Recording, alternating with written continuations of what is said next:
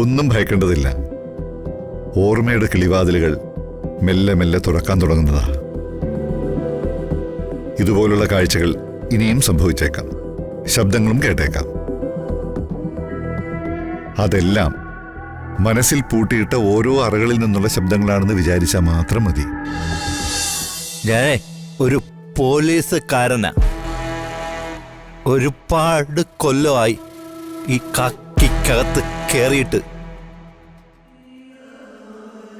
ഏതവസരത്തിലും എങ്ങനെ പെരുമാറണ എന്ന് ഒരു പോലീസുകാരനെ ആരും പഠിപ്പിക്കണ്ട. വീണ് പോയപ്പോ ഒരുപാട് കാര്യങ്ങൾ മനസ്സിലാക്കാൻ പറ്റി. പലരെയും തിരിച്ചറിയാനും പറ്റി.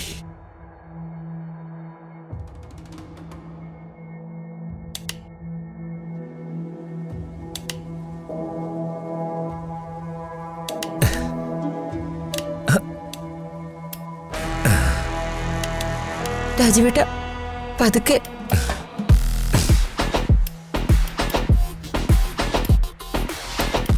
അയ്യോ,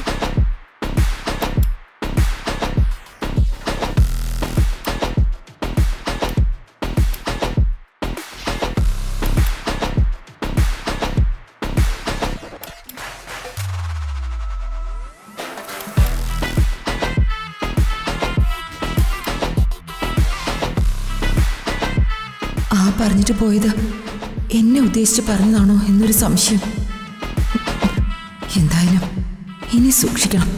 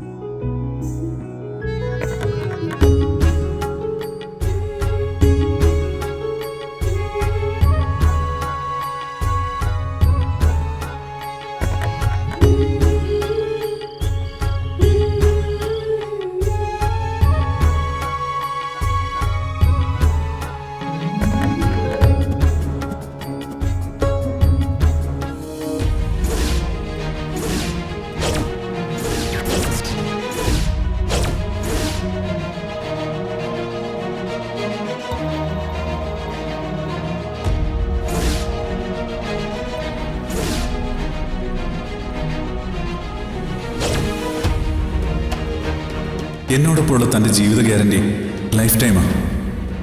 മരണം കൊണ്ടല്ലാതെ സച്ചിയും അർച്ചനയും ആർക്കും പിരിക്കാനാവില്ല.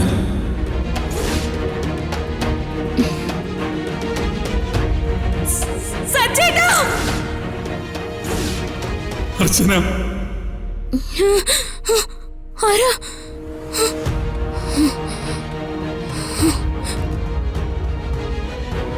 ഗുരുജി, ഗുരുജി, എന്താ എന്താ എന്തു പറ്റി? അവിടെ ആ മുറിയിൽ ആരോ. ഇവിടെ ഞങ്ങളല്ലാതെ മറ്റാരുമില്ല. അല്ല, ആരും ഉണ്ട് അവിടെ. എന്നെ വിളിച്ചതാ. എന്താ ഗുരുജി, എന്താ അവിടെ ഉണ്ടായത്? ഗുരുജി, സമൃദ്ധി മുറിയിൽ ആരോ വിളിച്ചു. മോക്ക് തോന്നിയതാവും. അല്ല ഗുരുജി, ഞാൻ വിളി കേട്ടതാ.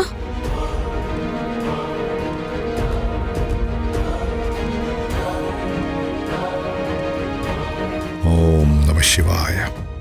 ഓം ശ്രീ ധന്വന്തരമൂർത്തയേ നമഃ.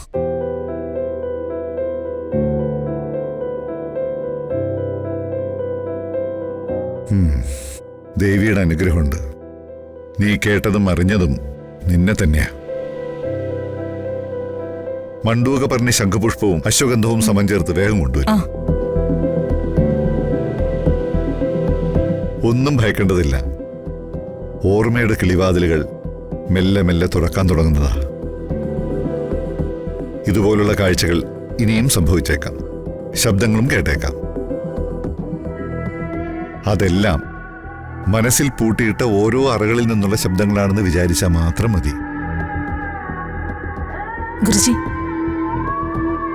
അവിടെ ഇരിക്കൂ. ദാ ഇത് കുടിച്ചോളൂ.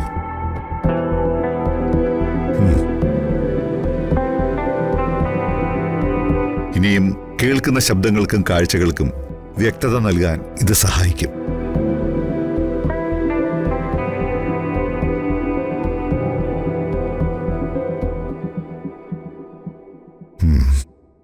കൊണ്ടുപോയി കിടത്തിക്കൊള്ളൂ. ശരി ഗുരുജി. ചെല്ലു.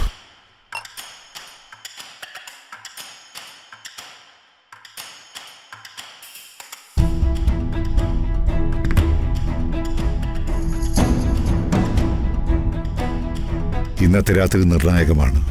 എപ്പോഴും ശ്രദ്ധ വേണം. ശരി ഗുരുജി.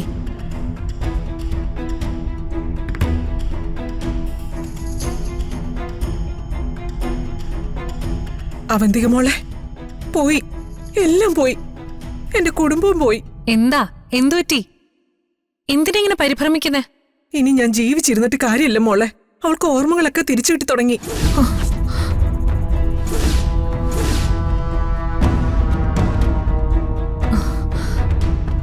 എന്താ എന്താ പറഞ്ഞേ? ഇനി നമ്മൾ ഒന്നും ചെയ്തിട്ട് കാര്യമില്ല. അവളെല്ലാം തിരിച്ചറിയാൻ തുടങ്ങി. എന്ന് പറഞ്ഞ അവര് പഴയതൊക്കെ ഓർത്തോ? അതല്ലേ ഞാൻ പറഞ്ഞത്. അവൾക്ക് മാറ്റം വന്നു തുടങ്ങി.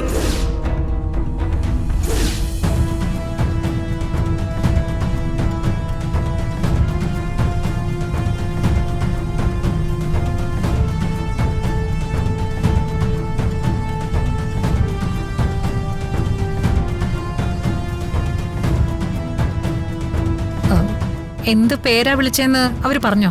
അതൊന്നും ആ സ്വാമി പറഞ്ഞില്ല. പഴയതെല്ലാം ഓർക്കാൻ തുടങ്ങി എന്ന് മാത്രം പറഞ്ഞു. സ്വപ്നത്തിൽ അവളെല്ലാം കണ്ടു.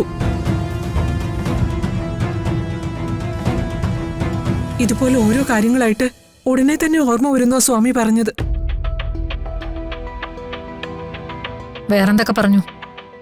പണ്ടത്തെ അവളുടെ ബന്ധുക്കളെ കുറിച്ച് എന്തേലും പറഞ്ഞോ? സ്വാമി അങ്ങോട്ടൊന്നും തുറന്നു പറയുന്നില്ല. സ്വാമിക്കും ആ കൂടെ നിൽക്കുന്ന യോഗിനിക്കും എല്ലാം മനസ്സിലായിട്ടുണ്ട്.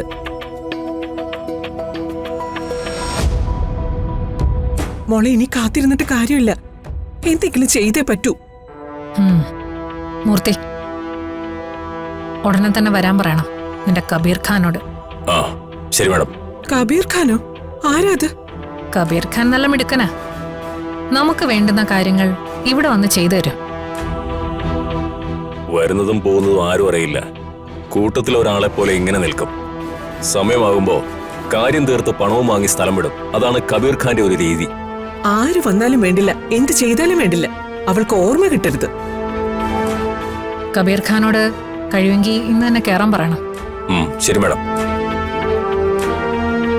മോളെ ഞാനിന്ന് മുറിയിലോട്ട് ചെല്ലട്ടെ. ചിലപ്പോ പെട്ടെന്ന് അവൾ എന്തെങ്കിലും വീണ്ടും ഓർത്താലോ? അങ്ങനെ എന്തെങ്കിലും സംഭവിച്ചാ ഉടനെ തന്നെ വിവരം അറിയിക്കണം. ശരി മോളെ.